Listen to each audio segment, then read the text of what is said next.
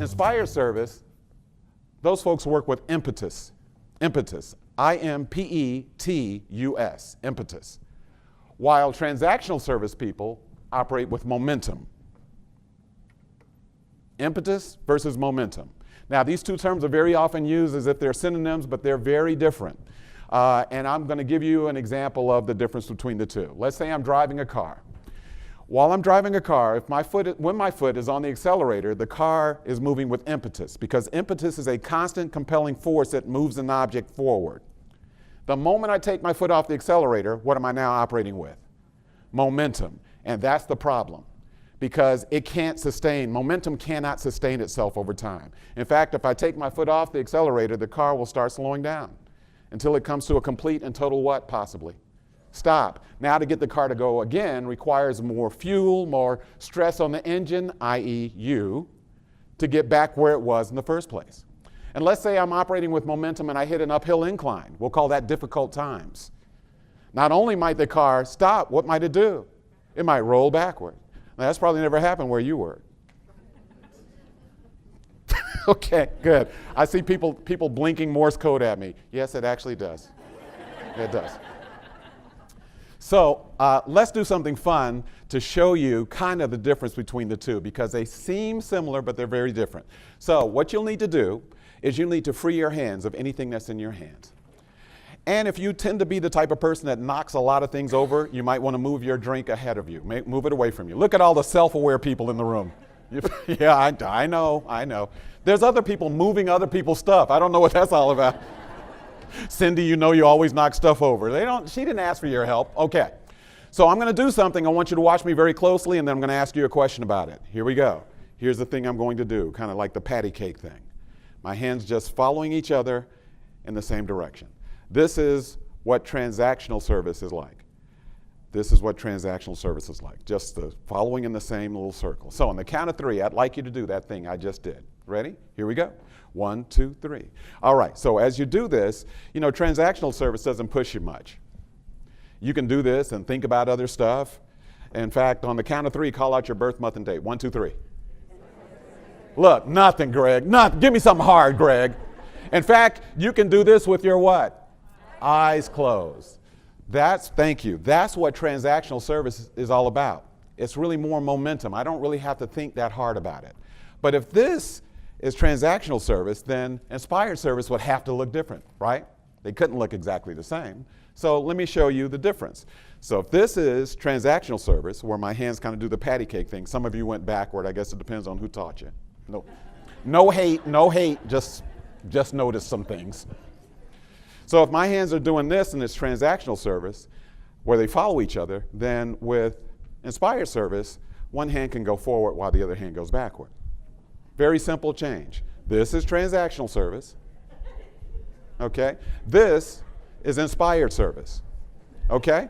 So you've seen me do it, so on the count of three, we're going to do this. Here we go. We're going to do inspired service on the count of three. Everybody's going to do it. Here we go. Ready? 1, 2, 3. Opposite direction. Opposite. Opposite. Opposite. Opposite. Okay, thanks. All right. Thank you. Thank you. Thank you. Thank you. Thank you. All right. That didn't go that didn't go all that well just then. So that's interesting, because you saw me do it, and it looked like it should be easy. What just happened is the same thing that happens when we just tell someone, deliver inspired service. You'll see the same three things that happened in this room. The first thing was the most prominent thing in the room. When I said, go, some of you did this. So what you did was transactional service with more enthusiasm. It was like, does that ever happen back at the office? Here's the other thing about 20 people in the room did. Is it possible if we ask sometimes people to go to the next level, they'll just check out? Absolutely. And then there were about a dozen people in the room that actually had it. Now, I don't know why they had it. I don't know whether they've done it before. Some people can just do some things.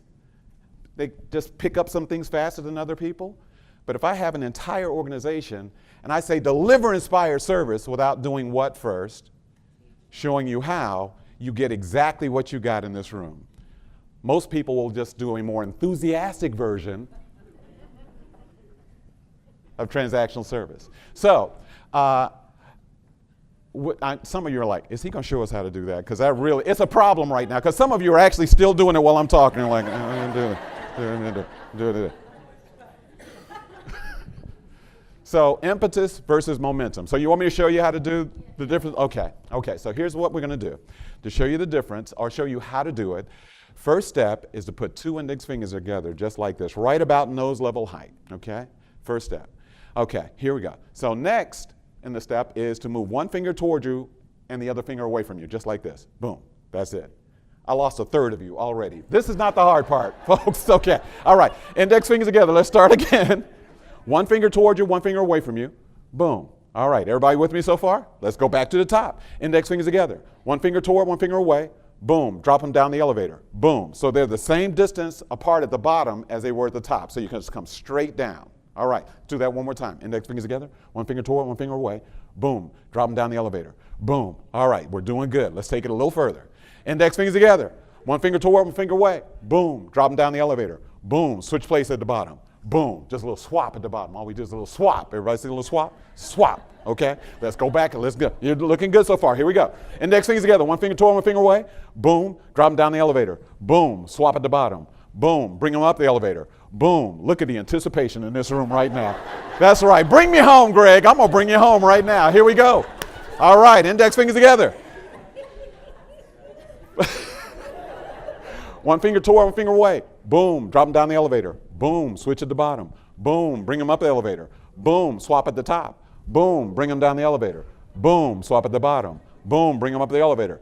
Boom, swap at the top. Boom. Now what you're doing, and it doesn't really feel like it necessarily, but what you're doing is drawing squares in opposite directions.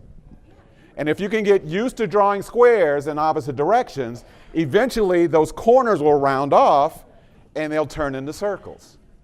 So I have shown you exactly how to do this. So now we're going to do it. No more coaching. No more coaching. Yes. Say that again. Left hands. Two left hands.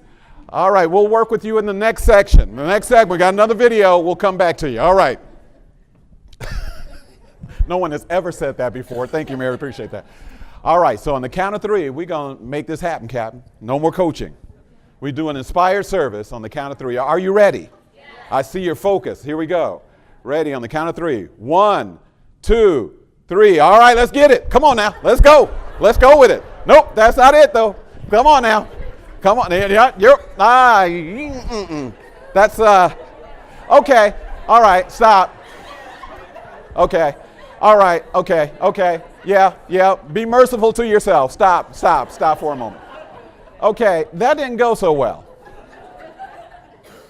Because I showed you how to do it, but what did I not let you do first? Practice. Ain't that something? So even if I show you how to do it, if I don't give you time to practice and reinforce it over time, people do, because we got the same reactions. We actually had one additional reaction this time, but the same three we had to start with showed up again. I said, go. You know that's not what I was doing. It's like, that's what I know how to do, though. There's a couple more people this time that didn't even try it. Did not even try. A couple of people had it before, but there's about 15, 20 people in here that I am really proud of because they did something different than everybody else in the room. When I said go, they did this. Don't talk to me. Don't talk to me. Don't talk to me. Shut up. Don't talk to me. Don't talk to me. Don't talk to me. They talked. They kept it right there because you don't jump from transactional service to inspired service just because someone said do it. It happens in a very systematic way. Now, I will tell you, one of the weird things about this little exercise is that I've been doing it for a long time, like 25 years. And the first time I did it was with some fourth graders at my daughter's school. It was career day. And those kids were like, because kids don't believe they can't do stuff. We don't start thinking that till we grow up, okay? So it was a great time, and we tied it to different stuff. So the first move was listen to your parents. Second was do your homework. Third was clean up your room. Everybody with me? So we actually had them saying those things. So, and they just kept doing it and kept doing it because it meant something to them, because they didn't want me to be able to do something that they couldn't do. By the way, some of you, the inner kid is in you right now. So flash forward, is that how you say that? Flash forward? To about 6 or 7 months ago. I'm in Lenox Square Mall, which, if you know anything about Atlanta, that you're opening your wallet in Lenox Square Mall. So I'm doing what I normally do at Lenox Square Mall, which is carrying my wife's bags. And so we're moving through the mall, and we're just kind of talking, and all of a sudden there's this young lady. I hear a voice that says, "Mr. Gray! Mr. Gray!" Now understand that I have now been to about 500 cities or so since then, so I don't know who this is. And I see this young lady, and she's approaching me. By the way, when she said, "Mr. Gray," and she yelled, the first thing I did was what my natural reaction was, which is to walk faster and leave, because I don't know, nowadays. So I look up, and there's this young lady, and she's approaching me doing this in the mall. Now here's what's weird. I know her face, but I've done so many seminars before. Names don't get away from me too quickly, but names get away from me, but faces kind of lock in. So I'm trying to think, where have I seen this woman before? And she gets closer and closer, and I realize the last time I saw her was when she was in the 4th grade at Pine Ridge Elementary School. That little girl, who now is a grown-up, I know what she did the day she left school that day. And she probably drove her parents crazy. But everywhere she went, she did this.